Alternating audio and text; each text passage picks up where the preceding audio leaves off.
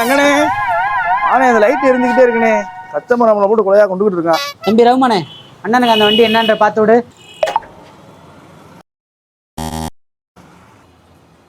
என்னடா light off பண்ணியா இல்லையா? இவ்வளவு நேரம் ஆயிட்டு இருக்கு அண்ணனுக்கு.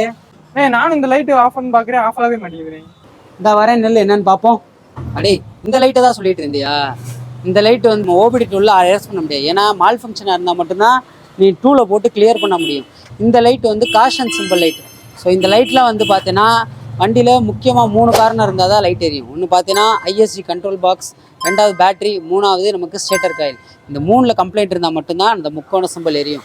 இதை வந்து நம்ம வந்து டூல் போட்டு கிளியர் பண்ண முடியாது. என்னன்றது தெரிஞ்சுக்கலாம், ஆனால் கிளியர் பண்ண முடியாது. நீ கிளியர் பண்ண வேண்டியது ஒன்றே ஒன்று, நம்ம அந்த பம்பு சிம்பிள் மாதிரி இருக்கு பார்த்தியா, இந்த சிம்பிளை மட்டும்தான் நம்ம வந்து கிளியர் பண்ண முடியும். சரியா? அப்போ இந்த முக்கோண சிம்பிள் அழிவு என்னதானே வழி இருக்கு?